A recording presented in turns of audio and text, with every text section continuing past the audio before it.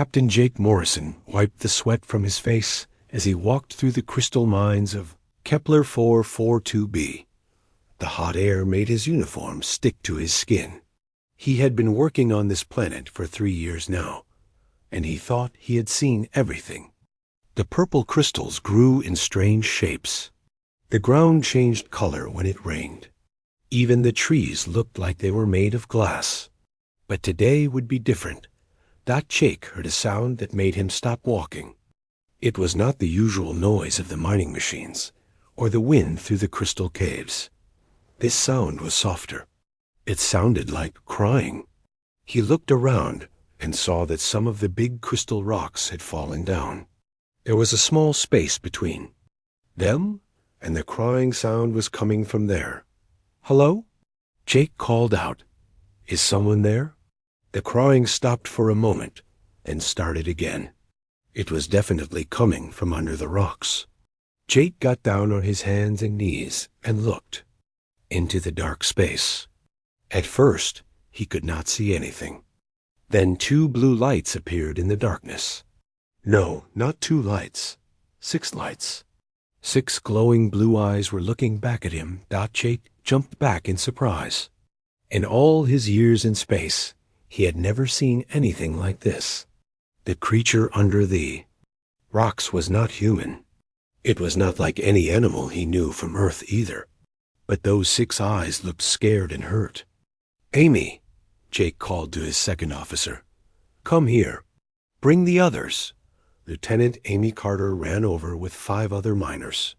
They all stared at the space between the rocks where the strange sounds were coming from. "What is it, Captain?" Amy asked. "I don't know," Jake said. "But it's alive, and it's trapped." Jake got back down and looked into the space again. This time, his eyes had gotten used to the darkness. He could see the creature better now. It looked like a lion cub from Earth, but bigger. Its fur was completely black, so black it seemed to eat the light around it. Along its back were clear spines that glowed with blue light. The creature was about the size of a large dog, but Jake could tell it was still young. "It's hurt," Jake said. "Look at its leg." The creature's front left paw was bent in a way that did not look right. There was also a cut on its side that was bleeding a dark blue liquid. The creature tried to move toward Jake, but it could not get out from under the rocks. "Captain, we should call the science team," Amy said. "They need to know about this." "The science team is 3 hours away," Jake replied. "This little guy might not have 3 hours." Jake started moving the smaller rocks that were blocking the creature. The rocks were heavy, and some of them had sharp edges. He had to be very careful not to hurt the creature more or cut himself on the crystal edges. "Sir, maybe we should wait," said one of the miners, a man named Pete. "We don't know if it's dangerous." "Look at it, Pete," Jake said. "Does it look dangerous to you?" The creature was making soft sounds now, almost like it was talking to Jake. Its 6 blue eyes never left his face. Jake could see trust in those eyes, even though the creature had never seen a human before. As Jake moved more rocks, the creature started to glow brighter. The blue light from its spines got stronger, and Jake felt something strange happen. All the worry and fear he had been feeling suddenly went away. He felt calm and peaceful, like everything was going to be okay. "That's weird," Amy said. "I feel really calm all of a sudden." "Me too," said Pete. "What's it doing to us?" "I don't think it's doing anything bad," Jake said. "I think it's trying to help us help it." After 20 minutes of careful work, Jake had moved enough rocks to reach the creature. It was bigger than he had thought, probably weighing about 60 pounds. When Jake reached out his hand, the creature sniffed it and rubbed its head against Jake's palm. "It's friendly," Jake said with a smile. Very carefully, Jake lifted the creature out from under the rocks. It was heavier than it looked, but it did not try to fight or run away. Instead, it made a soft purring sound and pressed closer to Jake's chest.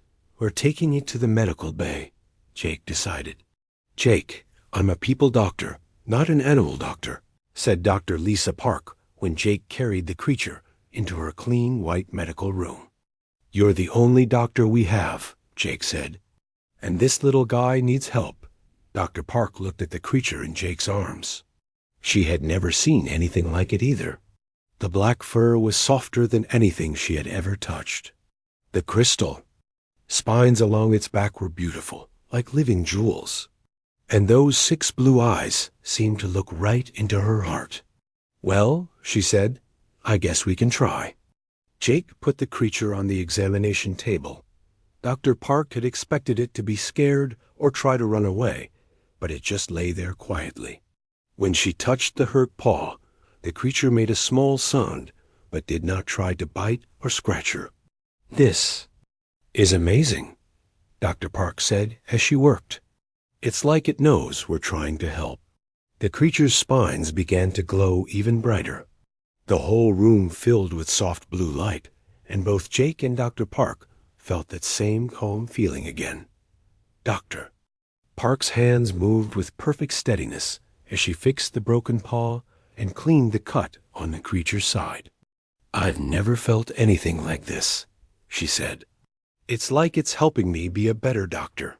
The creature's blood was blue, but it seemed to work the same way as red blood. Dr. Park was able to stop the bleeding and bandage the wounds. She gave the creature some pain medicine that worked on most animals, and it seemed to help. "It should be fine in a few days," Dr. Park said. "But I want to keep watching it." Jake nodded. He found that he did not want to leave the creature alone. There was something special about it, something that made him feel protective and caring. "What should we call it?"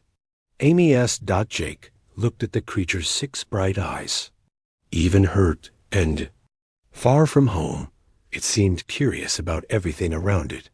It kept looking around the room like it was exploring. "Scout," Jake said. "We'll call it Scout." Scout made a happy trilling sound when Jake said the name, like it understood and approved. Over the next 3 days, Jake visited Scout many times. He brought water and small pieces of food. Scout seemed to like the protein bars that the miners ate, and it could drink water just like any earth animal. Scout learned fast. It understood when Jake said, "Sit" or "Stay." It followed Jake around the medical bay like a puppy. When Jake had to leave for work, Scout would wait by the door until he came back. "It's getting attached to you," Dr. Park told Jake. "I think I'm getting attached to it too," Jake admitted. On the 4th day, something happened that changed everything. Jake was visiting Scout when the alarm bells started ringing all over the colony. He ran to the command center, and Scout followed him. "Captain, you need to see this," called Ben Rodriguez from the communications desk. His voice sounded scared. On the big screen, Jake could see space around their planet. But it was not empty like it usually was. 12 huge ships had appeared, and they were moving toward the colony.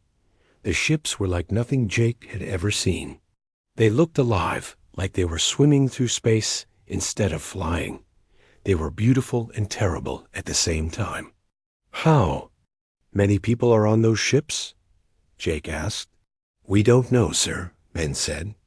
"But each ship is 10 times bigger than our whole colony." Jake felt Scout press against his leg.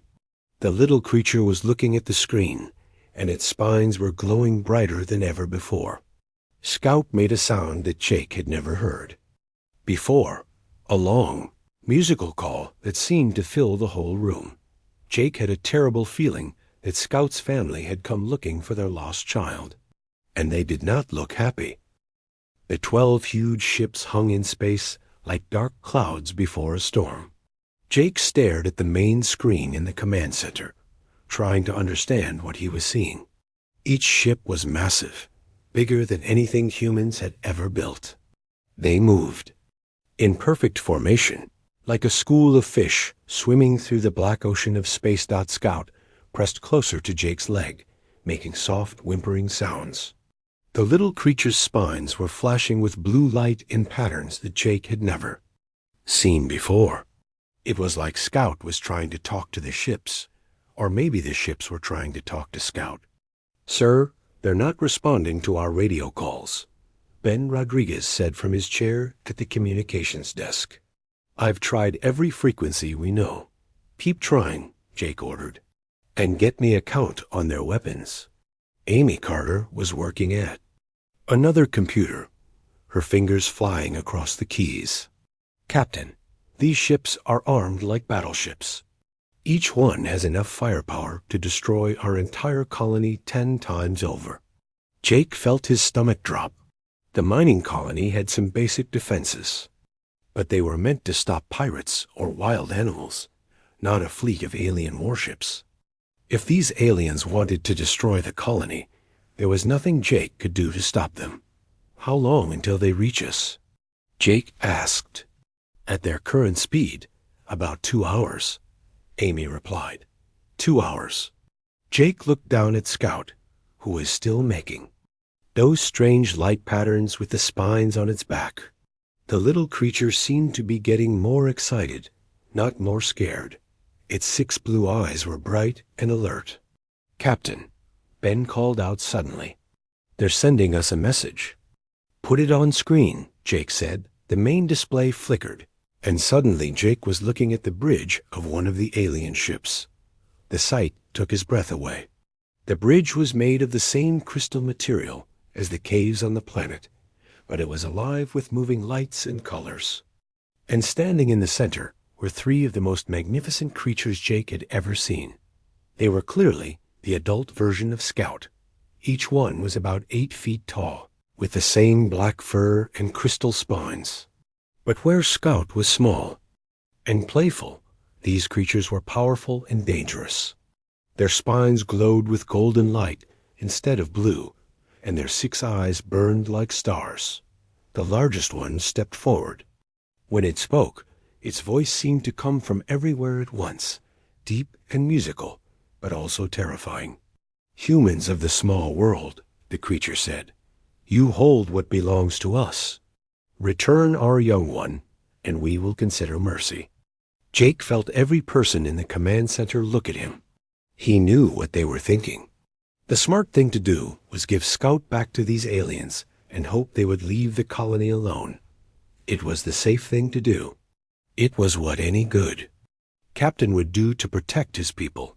But Jake looked down at Scout, who had been following him around for 4 days like a loyal pet.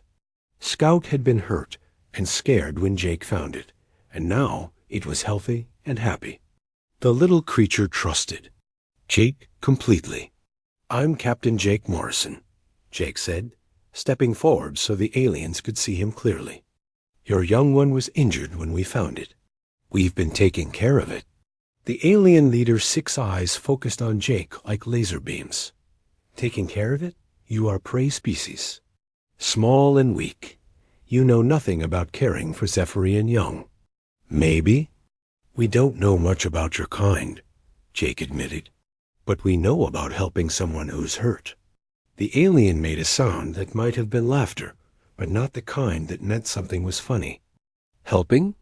Every species we have met has tried to capture our young for study. They want to learn our secrets, find our weaknesses. You humans are no different." "We are different," Jake said, and he meant it. Scout suddenly walked away from Jake's side. The little creature moved to the center of the room, where the aliens could see it clearly through the video link. Scout's spines began to glow in complex patterns, much brighter than Jake had ever seen before. The change in the alien leader was immediate. Its aggressive posture softened, and it began making rapid musical sounds to the other aliens on its bridge. Jake could not understand the words, but he could hear the surprise in their voices. "The young one speaks," the alien leader said slowly. "It tells us of your kindness." "This is unexpected. What did Scout tell you?" Jake asked. "Scout?" The alien's head tilted to one side. "You have given our young one a name?" "Well, yes," Jake said, feeling a little embarrassed. It seemed right. The aliens made more musical sounds to each other. Jake caught Amy's eye, and she shrugged. Neither of them had any idea what was happening. The young one tells us you freed it from the rock trap, the alien leader continued. It says you healed its wounds and gave it food and water. It says you asked for nothing in return. That's right, Jake said. Why? The alien's voice was full of confusion. What did you hope to gain? Jake thought about the question. Why had he helped Scout? It was not for money or fame or scientific knowledge. He had helped because it was the right thing to do. I helped because Scout needed help, Jake said simply. That's what we do. The alien leader stared at Jake for a long moment. Then it said something that surprised everyone in the command center. We will come to your colony. We will speak with you face to face. But know this, human Jake Morrison. If any harm has come to our young one, if you have lied to us in any way, your species will learn why the Zephyrian pack has ruled this part of space for 3,000 years. The screen went black. Jake stood in the sudden silence, wondering if he had just doomed his entire colony. Captain, Amy said quietly, maybe we should evacuate. Jake looked around the command center. 43 people lived and worked in this colony. They were miners and doctors and engineers and cooks. They were not soldiers. If the Zephyrians wanted to destroy them, running would not help. No, Jake said. We stay. We face this together. Scout made a soft trilling sound and rubbed against Jake's leg. The little creature did not seem worried at all. In fact, it seemed excited, like it was looking forward to seeing its family again. Over the next hour, Jake tried to prepare the colony for the alien visit. He ordered all weapons to be locked away and told everyone to act calm and friendly. He made sure Dr. Park had Scout's medical records ready to show that the creature had been well cared for. But most of all, Jake tried not to think about what would happen if the Zephyrians decided that humans could not be trusted. The first alien ship landed in the colony's main courtyard just as the sun was setting. It was smaller than the battleships in orbit, but still 3 times bigger than any human ship. The ship settled to the ground without making a sound, its crystal hull glowing with soft light. A door opened in the side of the ship, and 6 Zephyrians walked out. Jake had thought they looked big on the screen, but in person they were even more impressive. They moved like liquid shadow, their crystal spines casting rainbow patterns on the ground. The leader was the same one Jake had spoken to. On the screen, up close, Jake could see that its fur was not completely black. There were tiny flecks of gold and silver that caught the light. The creature's 6 eyes were like blue stars, beautiful and ancient and wise. I am Corvain of the distant star pack, the alien said. Its voice was still musical, but softer now. I have come to see our young one. Scout had been waiting by Jake's side, but now it ran toward the aliens. Jake expected Scout to rush into their arms, like a lost child finding its parents. Instead, Scout stopped halfway between Jake and the Zephyrians. The little creature looked back at Jake, then at its own kind, then back at Jake again. Its spines were flashing in rapid patterns, and Jake could hear it making complex musical sounds.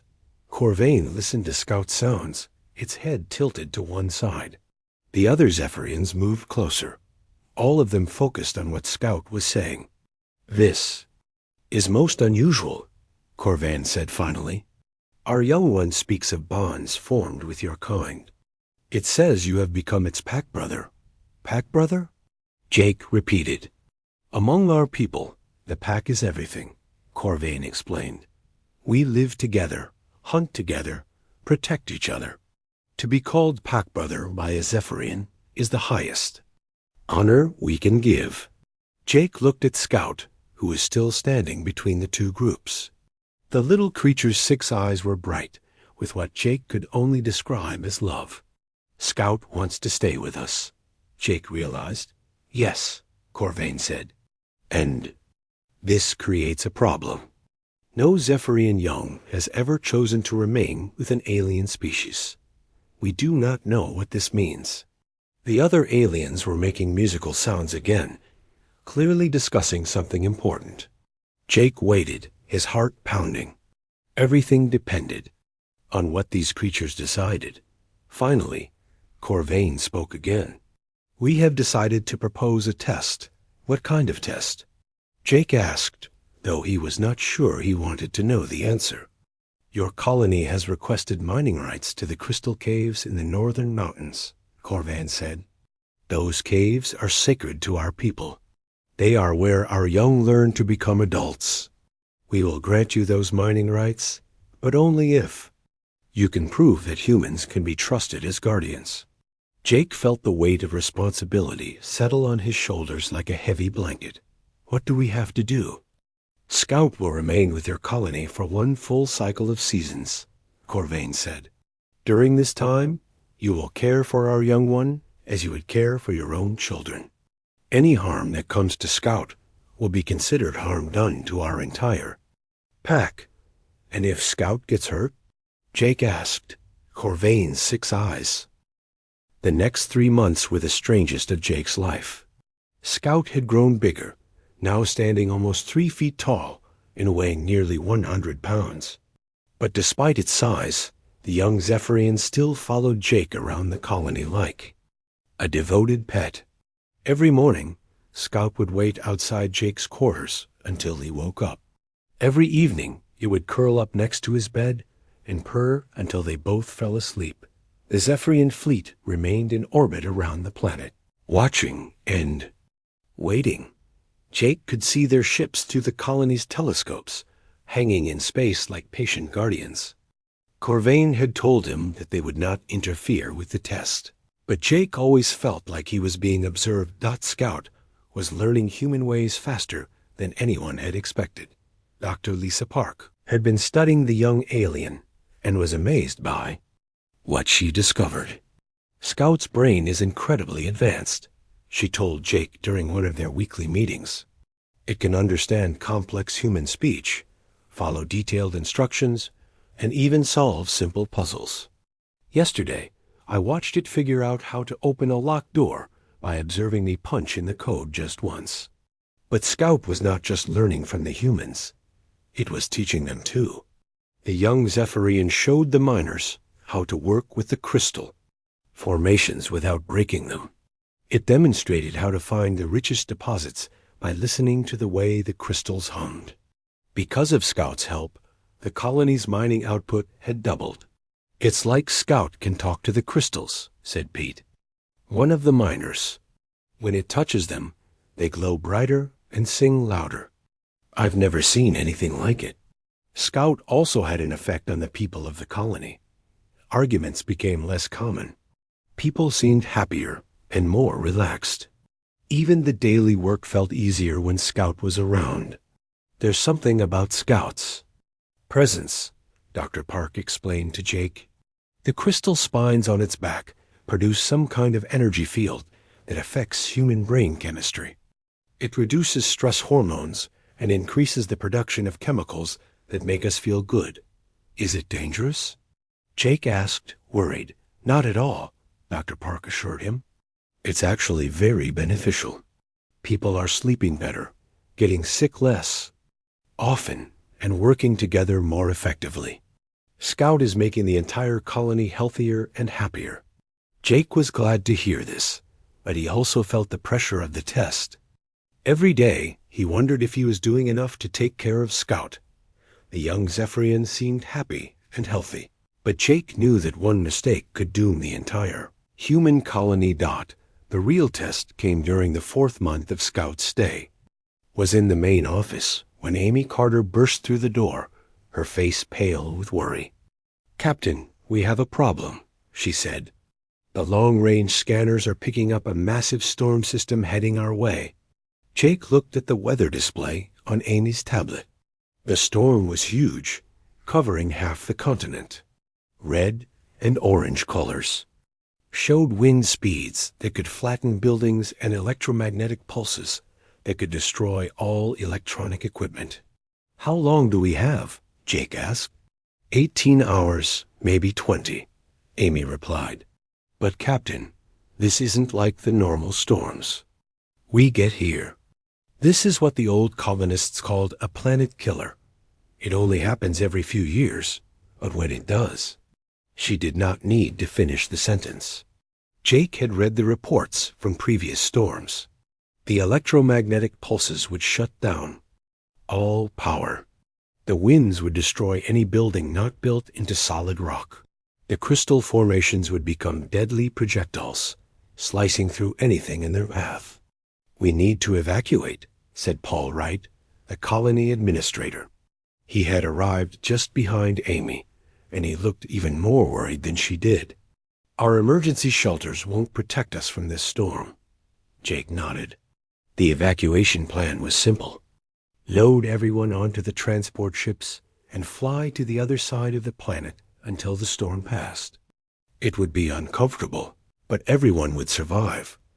But when Jake went to find Scout to prepare for evacuation, the young Zephyrian became agitated.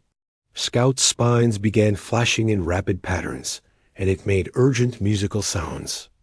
Jake tried to lead Scout toward the transport ships. It pulled away and ran toward the northern mountains. "Come back, Scout," Jake called, but the young alien kept running. Scout stopped at the edge of the colony and looked back at Jake. Its spines were flashing even brighter now, and it was making sounds that Jake had never heard before. Then Scout ran a few steps toward the mountains and stopped again, looking back at Jake expectantly. "It wants us to follow it," Dr. Park said. She had been watching Scout's behavior, and she recognized the pattern. "It's trying to lead us somewhere." "Lead us where?" Paul Wright demanded. "The transport ships are ready. We need to leave now if we're going to beat the storm." But Jake was thinking about everything Scout had taught them over the past few months. The young Zephyrian had never led them wrong before. Every time Scout had tried to show them something, it had been important. "The sacred caves," Jake said. "Suddenly, Scout wants to take us to the sacred caves in the mountains." "Those caves are 20 kilometers away," Paul protested. "We'd never make it through the storm terrain. And even if we did, Corvain said those caves are sacred to their people. We can't just go there without permission." Jake watched Scout running back toward them, its 6 blue eyes pleading. The young alien was trying desperately to communicate something important. "Scout has lived through these storms before," Jake said slowly. "Maybe it knows something we don't." Amy checked her tablet again. "Captain, the storm is moving faster than we predicted. We have maybe 12 hours now." Jake made a decision that would either save the colony or doom it. "We follow Scout." "Sir, that's crazy," Paul said. "We should stick to the evacuation plan." "The evacuation plan assumes our ships can fly in this weather," Jake replied. "But look at those electromagnetic readings. Our ships might not even start once the storm gets closer." Dr. Park was nodding.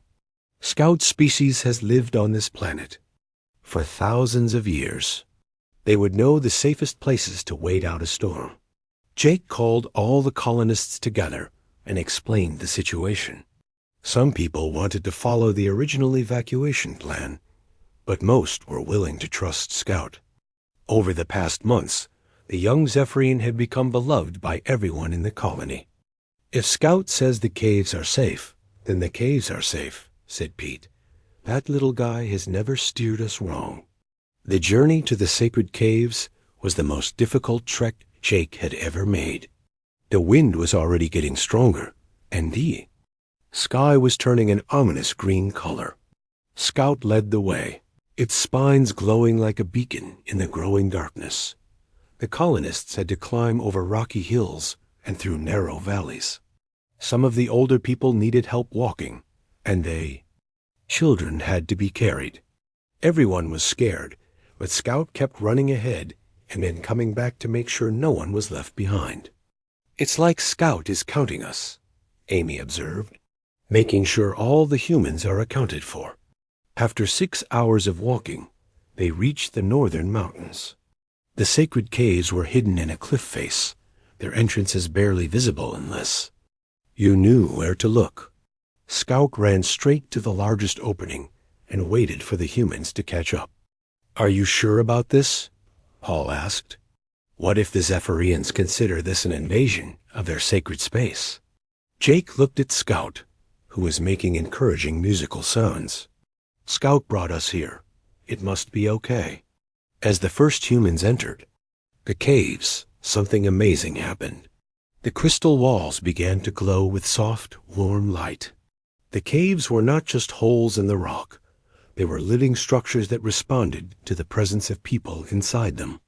"This is incredible," Dr. Park whispered. "The caves are alive." The crystal formations created a perfect shelter.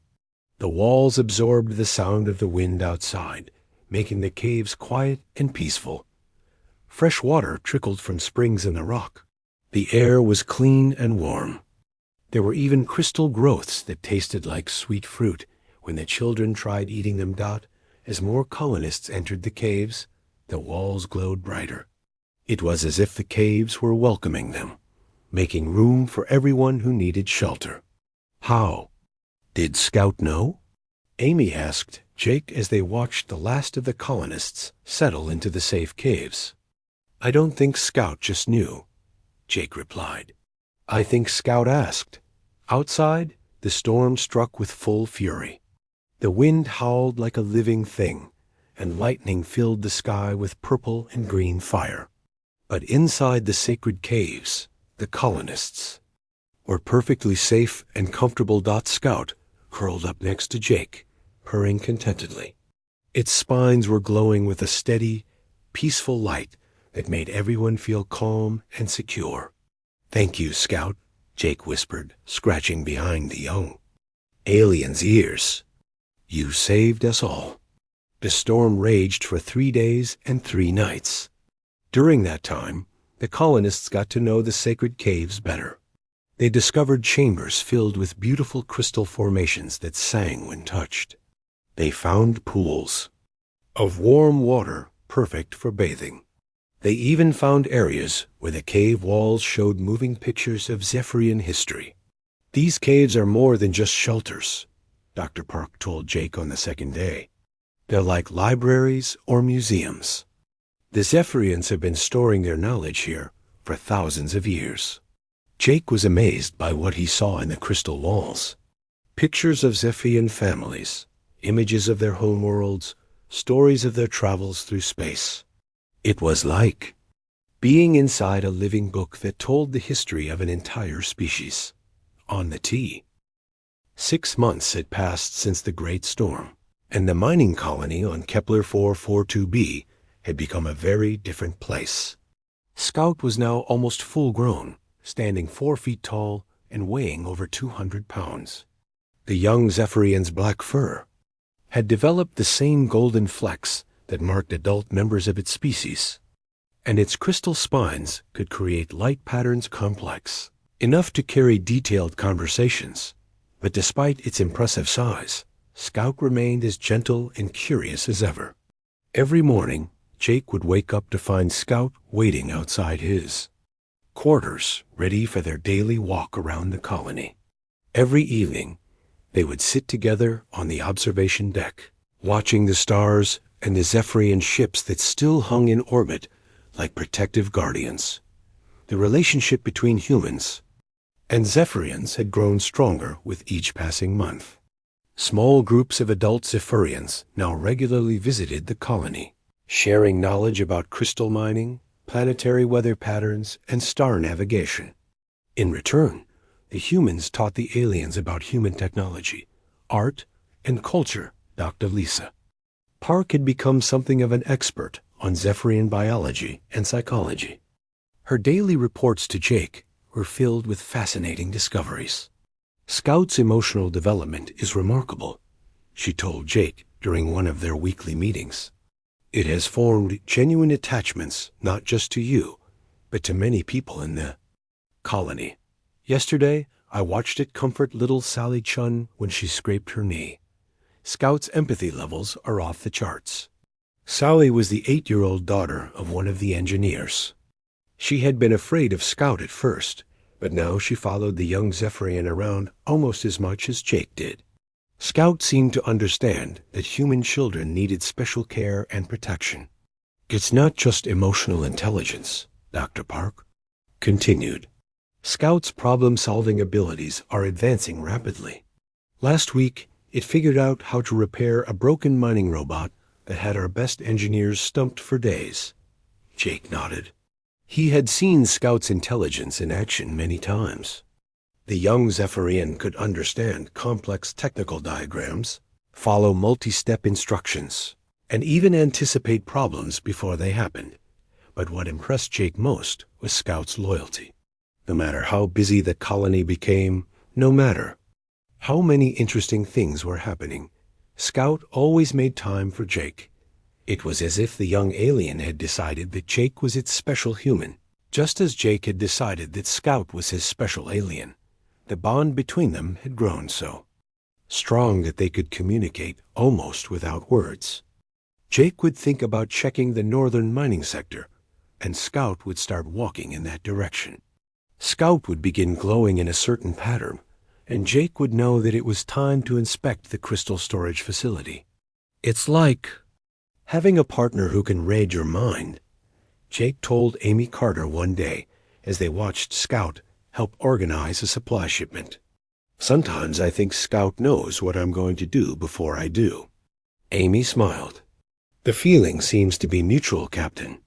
Yesterday, Scout started purring 3 minutes before you walked into the room. It knew you were coming before any of us did. The colony's productivity had reached levels that no one had thought possible. With Scout's help, the miners could extract crystals without damaging the delicate formations. A young Zephyrian had taught them to listen to the songs the crystals made, and to work with the natural growth patterns instead of against them. We're pulling out 3 times as many high-quality crystals as we used to, reported Pete, the lead miner. And we're doing it without hurting the crystal beds. Scout showed us that the crystals want to be harvested when they're ready, not when we decide to take them. But the most important changes were in the people themselves. The constant presence of Scout and the regular visits from adult Zephyrians had made the colonists calmer, more cooperative, and more creative. Disputes that used to end in shouting, matches now ended with thoughtful discussions. People who had never gotten along before were working together like old friends. There's something about being around the Zephyrians that brings out the best in humans, Dr. Park explained to Jake. Their natural empathy seems to be contagious. People are more patient, more understanding, more willing to help each other. Jake had noticed this change in himself as well. Before Scout arrived, he had been a strict, by-the-book captain who ruled through regulations and discipline. Now he found himself leading through example and encouragement. His crew responded better to his new style, and the work got done more efficiently than ever before. The real test of the growing bond between humans and Zephyrians came during the 7th month of Scout's stay. Jake was in his office reviewing mining reports when Scout burst through the door, its spines flashing urgent patterns of red and orange light. The young Zephyrian was making distressed musical sounds, running back and forth between Jake and the window. "What's wrong, Scout?" Jake asked, following the alien to look outside. At first, Jake could not see anything unusual.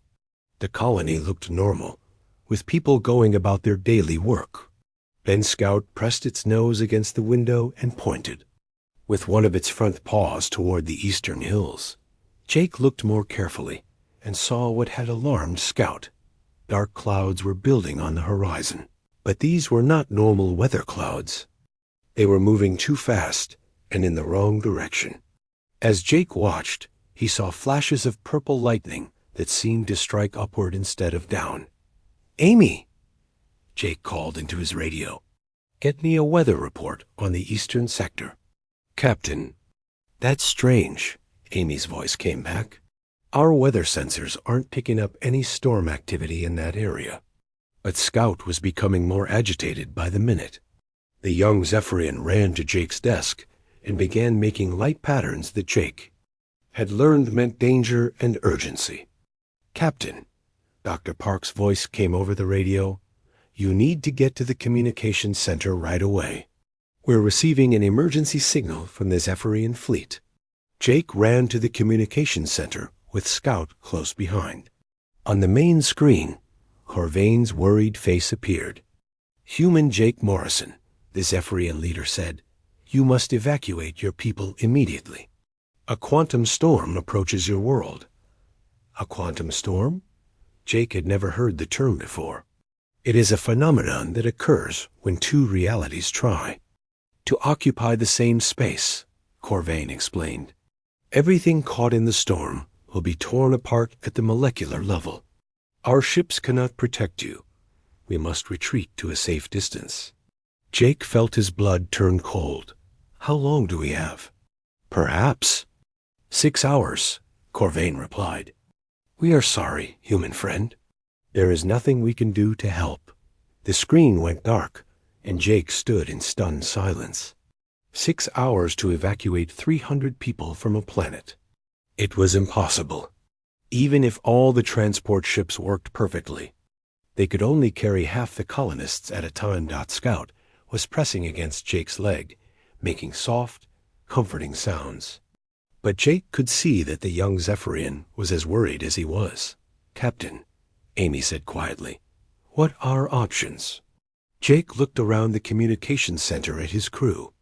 These people had trusted him to keep them safe, and now he had to tell them that they might all die, because there was not enough time to save everyone. "We start the evacuation," Jake said finally. "Get the transport ships ready. Load the children and the elderly first."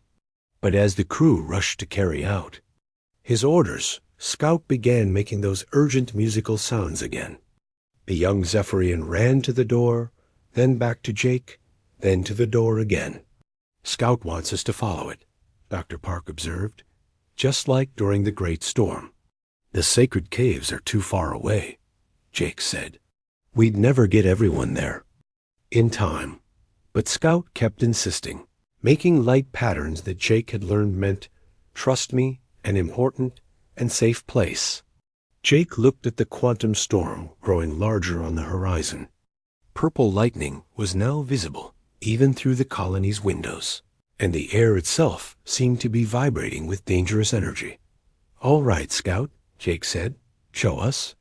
Scout led them out of the communications center and across the colony to the main mining facility. Instead of heading for the tunnels that led to the regular crystal caves, Scout ran toward a section of the mine that had been sealed off months ago due to unstable rock formations. "Scout, we can't go that way," Jake said. Those tunnels collapsed. But Scout was already at the sealed entrance, its spines glowing brighter than Jake had ever seen them. The young Zephyrian placed its front paws on the metal barrier that blocked the tunnel and began to sing. It was not the usual musical sounds that Scout made. This was something deeper, more complex, more powerful. The song seemed to resonate through the metal and into the rock beyond. Slowly, incredibly, the metal barrier began to glow. The collapsed rocks behind it started to move, shifting and rearranging themselves to create a clear passage. "How is Scout doing that?" Amy whispered. "The crystals," Dr. Park breathed. "Scout is communicating with the crystal formations in the rock. It's asking them to move." Jake stared in amazement as a tunnel opened before them, its walls lined with glowing crystals that provided perfect lighting. The passage led deep into the mountain, toward something that Jake could not yet see. "Get everyone," Jake ordered. "All colonists, all equipment we can carry. We follow Scout." The evacuation of the surface colony was the most organized panic Jake had ever seen. People grabbed essential supplies and followed Scout into the Crista. 1 year had passed since Jake first found Scout trapped under the crystal rocks. The young Zephyrian was now fully grown, standing nearly 5 feet tall, with muscles that rippled under its midnight black fur. The golden flecks in its coat caught the light like tiny stars, and its crystal spines could create light shows that rivaled any human fireworks display. But despite its impressive size and power, Scout remained as devoted to Jake as ever. The bond between them had grown so strong that other colonists joked they were like 2 parts of the same person. Where Jake went, Scout followed. When Scout explored new areas of the planet, Jake was always close behind. The mining colony had grown as well. Word of the successful Human-Zephyrian alliance had spread throughout the galaxy, and new colonists arrived every month. Scientists came to study the crystal formations. Engineers came to learn Zephyrian construction techniques. Diplomats came hoping to establish trade agreements. But most importantly, families came. Couples who wanted to raise their children in a place where 2 different species lived together in peace and friendship.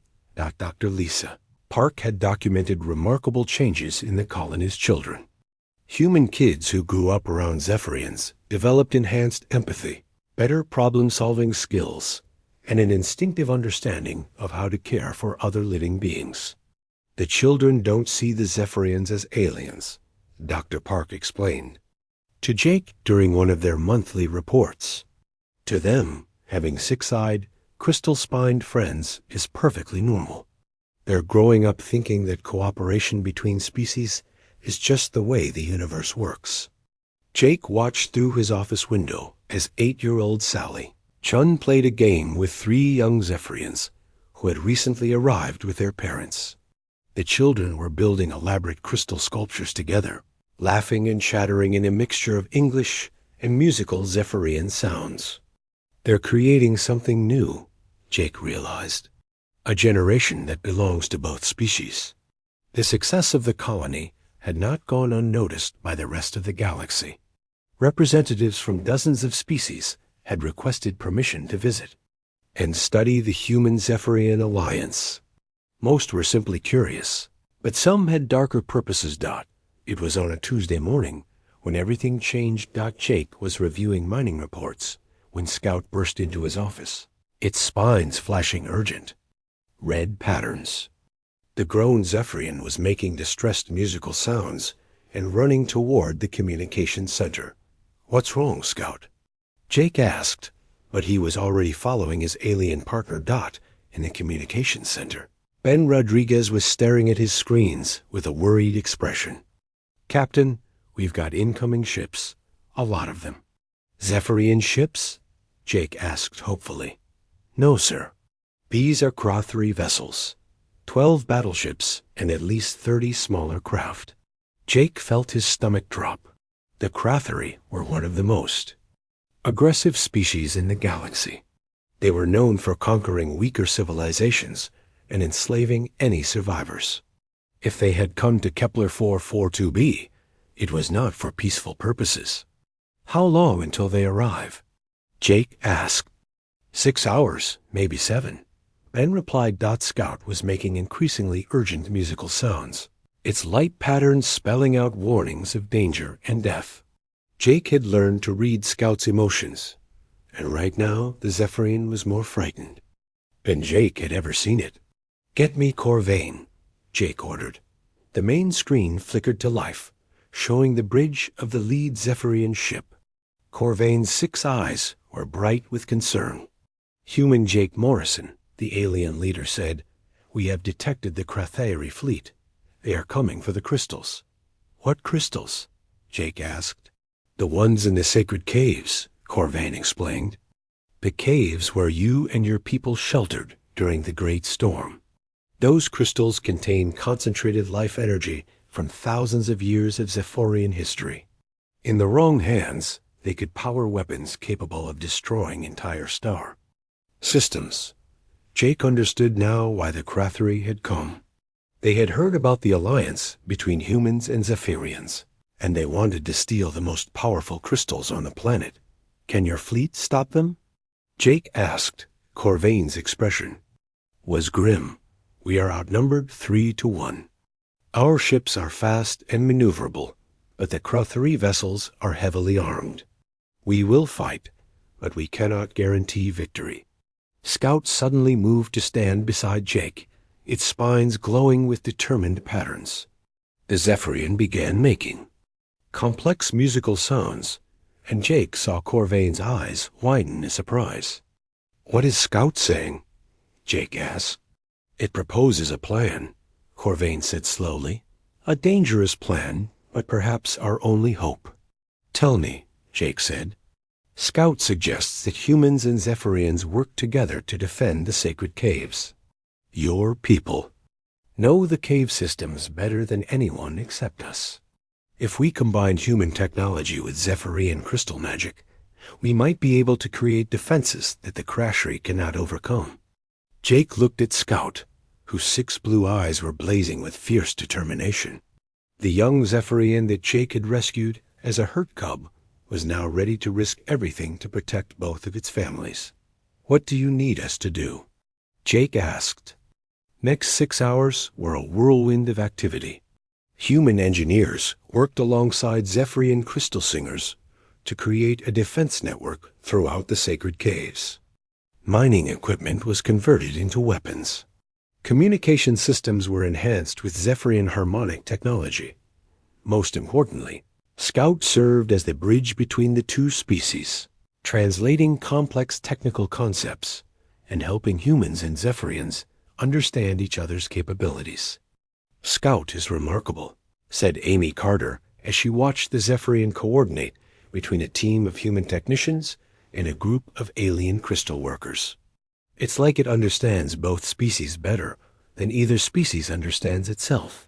When the Crothari fleet arrived, they expected to find a poorly defended mining colony and a small group of peaceful aliens. Instead, they found a unified force unlike anything the galaxy had ever seen. The battle began in space, with Zephyrian ships using hit-and-run tactics to harass the larger Crothari vessels. But the real fight took place on the planet's surface, where human-designed force fields powered by Zephyrian crystals created an impenetrable barrier around the sacred caves. Jake stood in the main cave chamber, watching tactical displays that showed the battle raging overhead. Beside him, Scout was coordinating the defense network, its spines glowing in patterns that controlled crystal formations throughout the mountain. "Crothari landing ships approaching the northern entrance," reported Amy over the radio. "Scout, can you seal that passage?" Jake asked. Scout's spines flashed, and throughout the mountain, crystals began to sing. The northern entrance collapsed in a shower of rainbow light, trapping the Crothari soldiers outside. "Southern entrance under attack," came another report. Again. Scout's light patterns triggered a response from the living crystals. Walls of pure energy sprang up to block the attackers. For 3 hours, the battle raged. The Crothari threw everything they had at the defended caves, but the combination of human strategy and Zephyrian crystal magic proved unbeatable. Every attack was repelled. Every attempt to break through the defenses was turned back. Finally, the Crothari commander made a mistake. Frustrated by his inability to penetrate the cave defenses, he ordered all his ships to concentrate their fire on a single point. It was exactly what Jake and Corvain had been hoping for. Now, Jake shouted into his radio. High above the planet, the Zephyrian fleet struck. While the Crothari ships were focused on attacking the caves, they had left themselves vulnerable to attack from space. The Zephyrian vessels, faster and more maneuverable than their enemies, tore through the Crashery formation like arrows through paper. Within minutes, half the Crothari fleet was destroyed or disabled.